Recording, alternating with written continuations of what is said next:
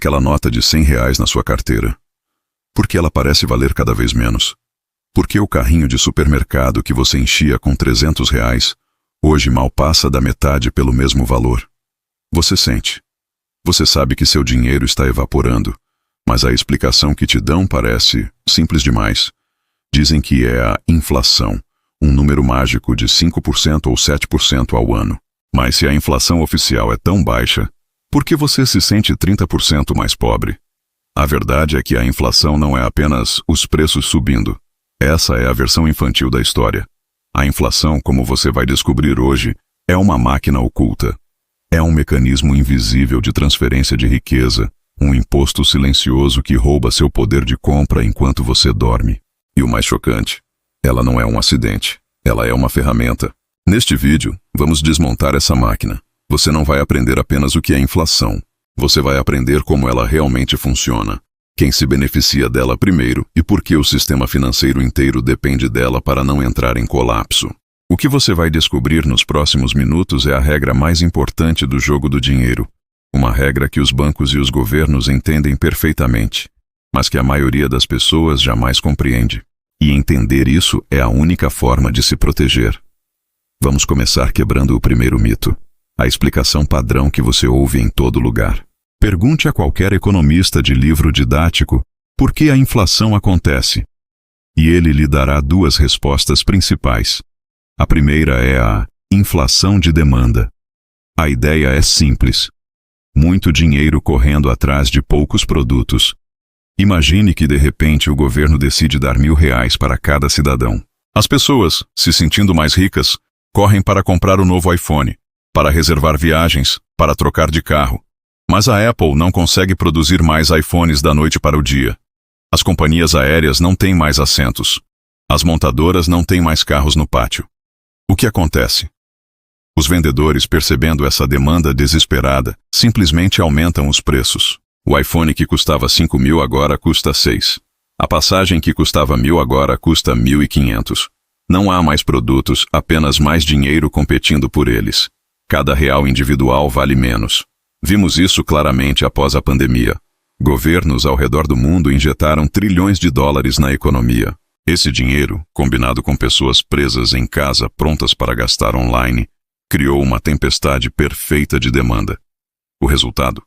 Preços de carros usados, madeira, eletrônicos, tudo disparou. Isso é a inflação de demanda. A segunda explicação é a inflação de custos. Aqui, a culpa não é do comprador animado, mas do produtor pressionado. Imagine que o preço do petróleo dispara por causa de uma guerra ou de uma decisão da OPEP. De repente, fica mais caro transportar o tomate do campo para o supermercado. Fica mais caro produzir a embalagem plástica do iogurte.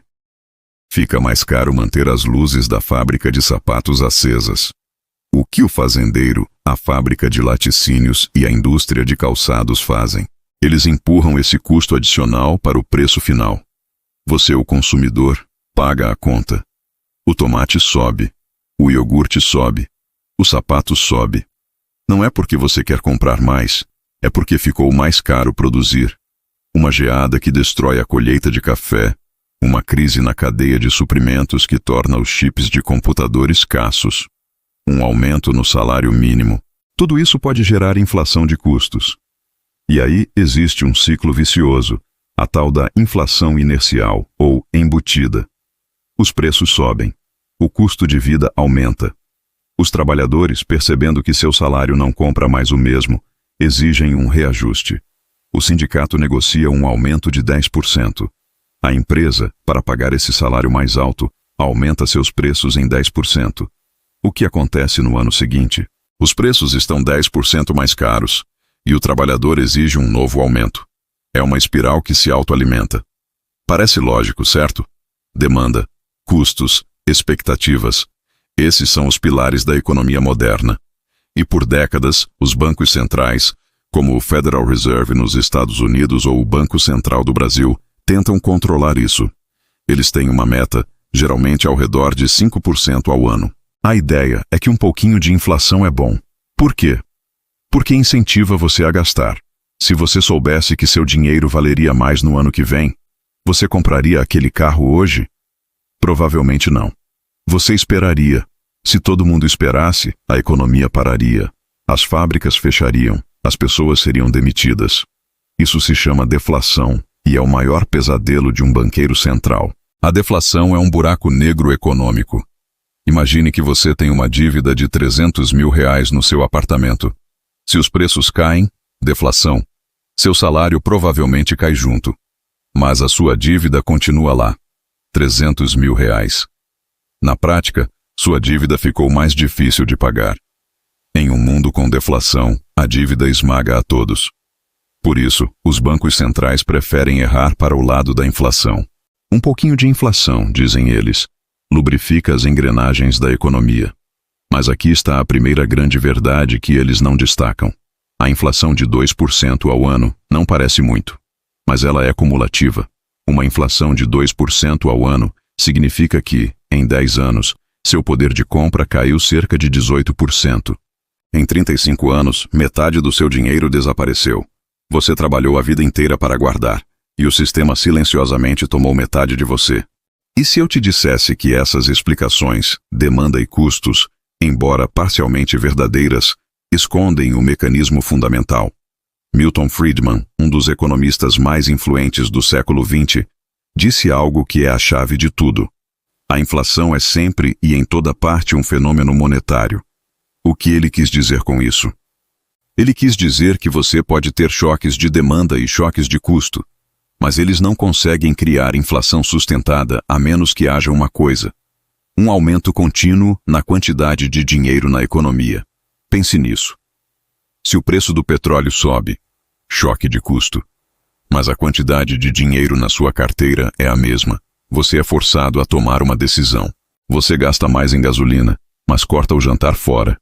O preço da gasolina sobe, mas o preço do jantar no restaurante cai por falta de clientes. A média se equilibra. Para todos os preços subirem juntos e de forma contínua, é preciso que mais e mais dinheiro seja injetado no sistema. A inflação de demanda e de custo são os sintomas. A expansão da oferta monetária é a doença. Então, a verdadeira pergunta não é: por que os preços sobem? A verdadeira pergunta é: de onde vem todo esse dinheiro? E a resposta vai te chocar. Não é um governo imprimindo notas de papel numa gráfica gigante. Isso é coisa do passado. Hoje, o dinheiro é criado digitalmente. E ele é criado de duas formas principais. A primeira é através do sistema bancário de reservas fracionárias. Quando você deposita R$1.000 no banco, o banco não guarda seus R$1.000 num cofre.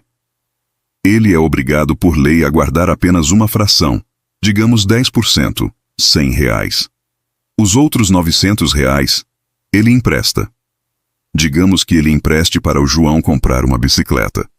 O João paga o vendedor da bicicleta. O vendedor deposita os R$900 no banco dele.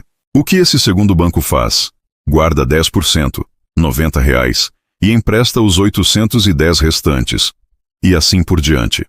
Seus R$1.000 iniciais se transformaram magicamente em 1.000, plus 900, plus 810. No final, podem virar R$10.000 em dinheiro na economia. Cada vez que um banco faz um empréstimo, ele cria dinheiro do nada. Dinheiro que não existia antes. Quando a economia está aquecida e os bancos estão emprestando muito, eles estão inflando a oferta de dinheiro. Mas a segunda forma é ainda mais poderosa e é a ferramenta favorita dos governos. Chama-se política fiscal e monetária coordenada. Um nome bonito para algo simples. O governo gasta mais do que arrecada. Imagine que o governo brasileiro queira construir estradas, pagar salários de funcionários e manter programas sociais. Mas o que ele arrecada em impostos não é suficiente. Ele tem um déficit. Para cobrir esse buraco, o Tesouro Nacional emite títulos da dívida. Pense nisso como um vale. Me empreste R$1.000 hoje e eu te pago 1.100 daqui a um ano. Quem compra esses títulos? Bancos, fundos de investimento e o próprio Banco Central. Quando o Banco Central compra títulos do governo, ele não usa dinheiro que ele tem guardado. Ele simplesmente cria esse dinheiro. Ele aperta um botão, credita a conta do governo e, voilá, trilhões de reais novos entram na economia. Esse processo foi chamado de quantitative easing, flexibilização quantitativa, após a crise de 2008. É a versão moderna de ligar a impressora. O governo gasta, e o Banco Central financia esse gasto criando dinheiro. E é esse dinheiro novo que, eventualmente, vai perseguir os mesmos bens e serviços, causando a inflação que Milton Friedman descreveu. A inflação, portanto, não é um fenômeno natural como a chuva. Ela é o resultado de decisões políticas.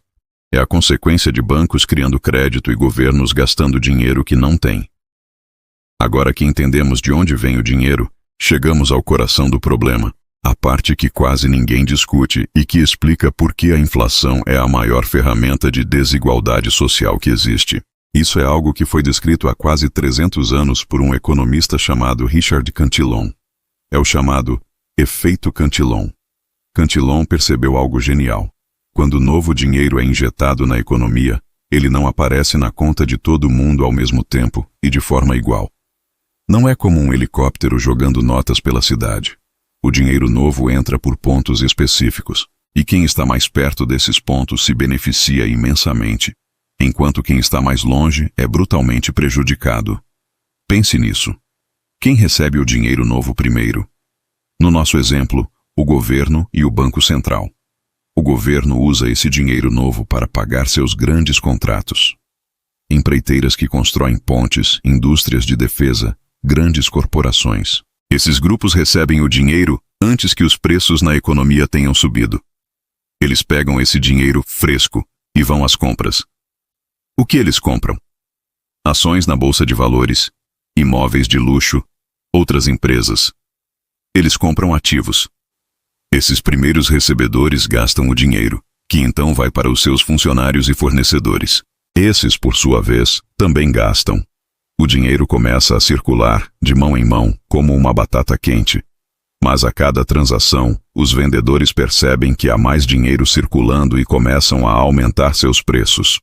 O supermercado sobe o preço do leite. O posto sobe o preço da gasolina. O dono do apartamento sobe o aluguel. Quem é a última pessoa a receber esse dinheiro? É você. O trabalhador assalariado. O professor. O enfermeiro. O aposentado que recebe uma pensão fixa. Você só vê seu salário aumentar, se aumentar meses ou até um ano depois, na negociação sindical, quando os preços já subiram. Você recebe o dinheiro por último, quando ele já perdeu seu poder de compra. Você passou o ano inteiro pagando mais caro pelo aluguel, pela comida e pela gasolina, enquanto seu salário continuava o mesmo. Enquanto isso, o primeiro recebedor, o dono do banco ou da grande empreiteira, usou o dinheiro fresco para comprar um apartamento. O preço do apartamento sobe por causa desse dinheiro novo. Você que recebe por último, agora não só paga mais caro na comida, como também vê o preço do apartamento que você sonhava em comprar dobrar. Você ficou duplamente mais pobre. O efeito Cantillon é a inflação na prática. É um imposto invisível e regressivo. Ele tira o poder de compra de quem poupa em dinheiro e de quem vive de salário, e o transfere para quem tem acesso ao crédito barato e para quem é dono de ativos. A inflação não é apenas os preços subindo. A inflação é a razão pela qual o fosso entre ricos e pobres aumenta. É por isso que os bilionários ficaram trilhões de dólares mais ricos durante a pandemia, enquanto a classe média viu seu custo de vida explodir. Os governos injetaram dinheiro novo. Esse dinheiro foi direto para os mercados financeiros, ações, títulos, inflando o preço desses ativos. Os ricos, que são donos desses ativos, viram seu patrimônio explodir. O resto da população recebeu alguns cheques de estímulo, que mal deram para pagar as contas do supermercado, que subiam toda semana. Você foi taxado pela inflação para financiar o enriquecimento de quem estava mais perto da impressora de dinheiro. Isso não é uma teoria da conspiração. É o efeito Cantillon em tempo real.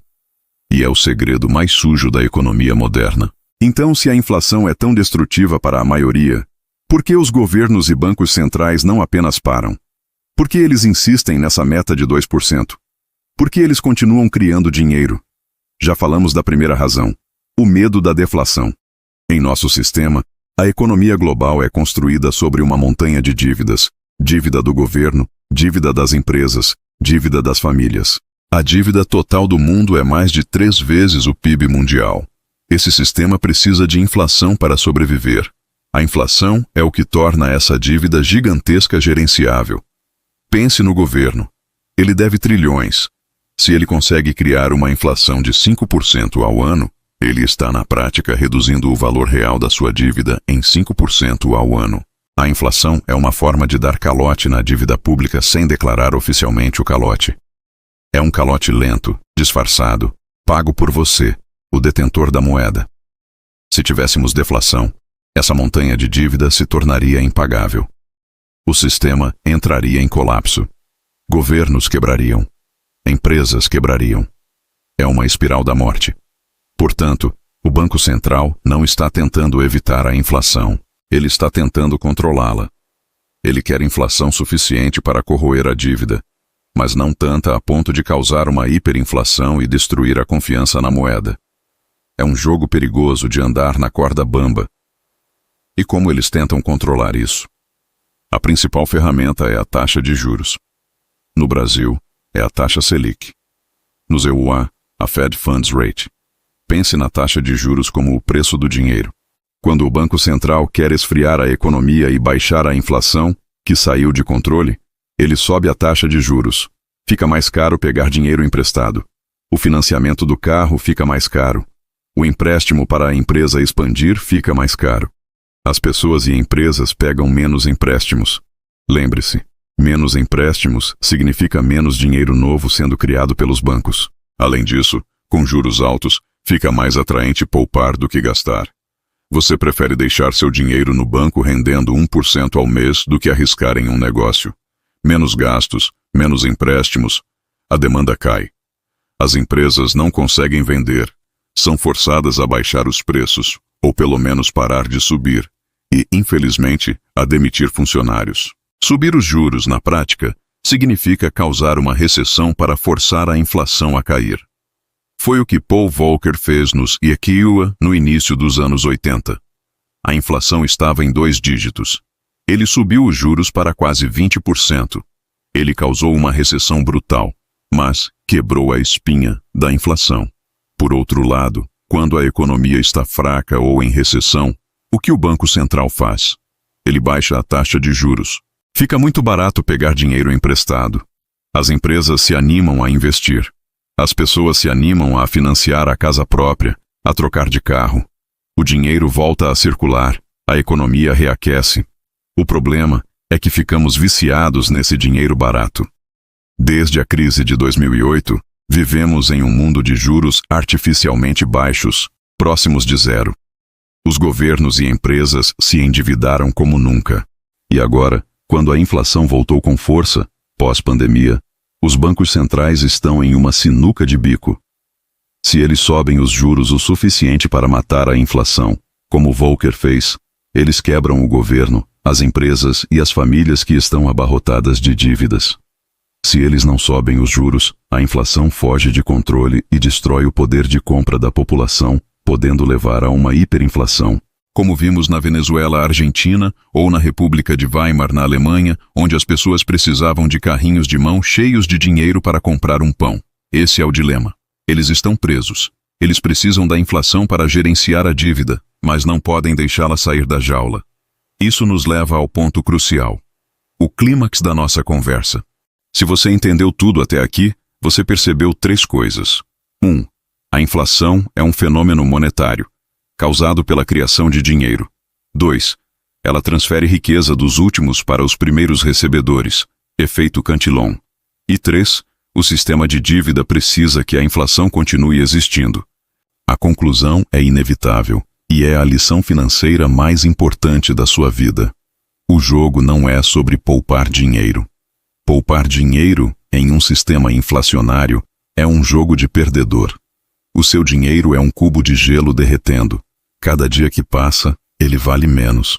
O verdadeiro jogo é como escapar da moeda. O jogo é trocar algo que pode ser criado infinitamente, dinheiro, por algo que é escasso, ativos. O seu objetivo financeiro não deve ser acumular reais ou dólares. Seu objetivo deve ser acumular ativos que se beneficiam da inflação, ou que pelo menos mantenham seu valor. O que são esses ativos? Vamos analisar. O primeiro e mais óbvio são os imóveis. Por que imóveis protegem da inflação? Porque você não pode imprimir mais prédios ou mais terrenos no centro da cidade. A oferta é limitada. Quando o governo cria mais dinheiro, esse dinheiro persegue essa oferta limitada. O preço do imóvel sobe. Além disso, se você financiou o imóvel, a inflação joga a seu favor. Você pegou uma dívida de R$300 mil em dinheiro de hoje. Em 10 anos, com a inflação, seu salário, espera-se, dobrou. Mas sua parcela continua quase a mesma. A dívida se torna mais fácil de pagar. Você está pagando uma dívida antiga com dinheiro novo e desvalorizado. Você usou a inflação a seu favor. O segundo são as ações de empresas. Mas não qualquer empresa. Empresas de qualidade que tenham duas coisas: poder de precificação e baixa necessidade de capital. Pense numa empresa como a Coca-Cola ou a Apple. Quando o custo do alumínio ou do açúcar sobe, a Coca-Cola simplesmente aumenta o preço da latinha. As pessoas reclamam, mas continuam comprando. Ela repassa a inflação para você. O lucro dela sobe junto com a inflação. Ser dono de uma ação da Coca-Cola é ser dono de um negócio que se protege da inflação. Diferente de uma companhia aérea que vê o preço do petróleo subir e não consegue repassar tudo para a passagem, senão ninguém viaja. Empresas que vendem produtos essenciais ou que têm marcas muito fortes, poder de precificação, são botes salva-vidas na tempestade inflacionária. O terceiro, e historicamente o mais famoso, é o ouro. Por que o ouro é uma proteção? Porque por 5.000 anos, ele tem sido dinheiro. Ele é escasso. Você não pode criá-lo com um clique no computador. Requer energia, mineração, trabalho.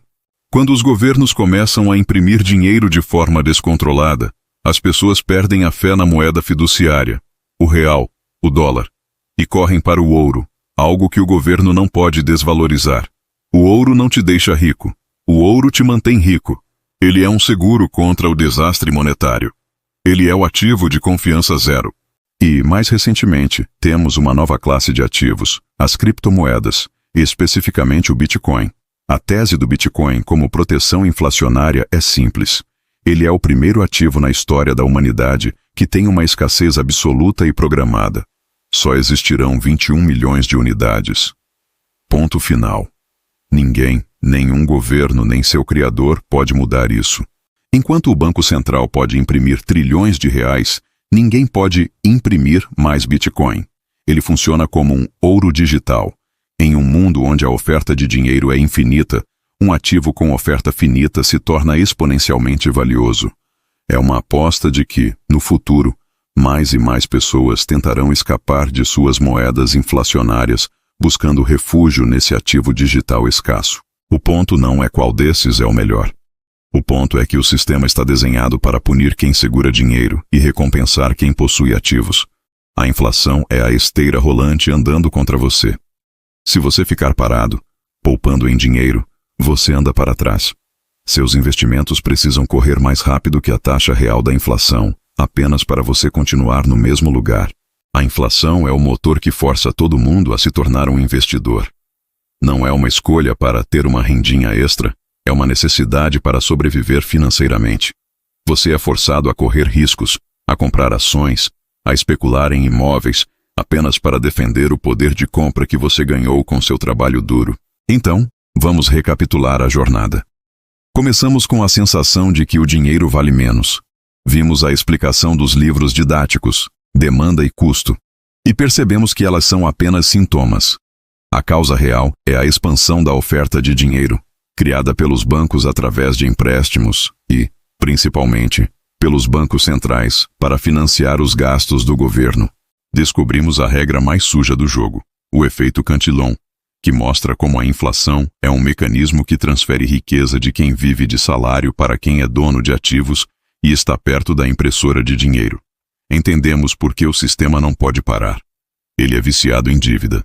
E a inflação é a droga necessária para impedir que essa montanha de dívidas cause um colapso deflacionário. Por fim, chegamos à conclusão inevitável. Em um mundo programado para desvalorizar o dinheiro, a única defesa é não ter dinheiro. É trocar essa moeda fiduciária, esse cubo de gelo, por ativos escassos e produtivos, imóveis, ações de boas empresas, ouro, talvez até Bitcoin. O que você faz com essa informação agora? A primeira etapa é mudar sua mentalidade. Pare de pensar em juntar dinheiro e comece a pensar em adquirir ativos. A segunda é entender que a inflação que importa não é o índice oficial do governo, que é uma média ponderada que pode não refletir seu custo de vida. A inflação que importa é a sua, e a inflação dos ativos que você quer comprar. O preço da casa que você quer, da educação que você quer dar aos seus filhos. A terceira é a ação. Você precisa de um plano para converter seu salário, que é pago em moeda inflacionária, em ativos que te protejam o mais rápido possível. Isso não é uma recomendação de investimento, é uma constatação da mecânica do sistema. Você pode escolher ignorar as regras, mas não pode escapar das consequências. A inflação é uma máquina. E agora, você sabe exatamente quais são suas engrenagens. A grande questão que fica é: qual foi o efeito Cantillon mais óbvio que você percebeu na sua vida nos últimos anos? Foi o preço da sua casa que disparou antes do seu salário? Foi o mercado de ações subindo enquanto a economia real patinava? Me conte aqui nos comentários, qual foi o momento em que você percebeu que o jogo estava sendo jogado de forma desigual? E se você quer parar de ser apenas uma peça nesse tabuleiro e começar a entender as regras do sistema para poder vencê-lo, se inscreva no canal. A cada semana, nós vamos continuar dissecando a máquina financeira, para que você possa finalmente colocar ela para trabalhar a seu favor, e não contra você.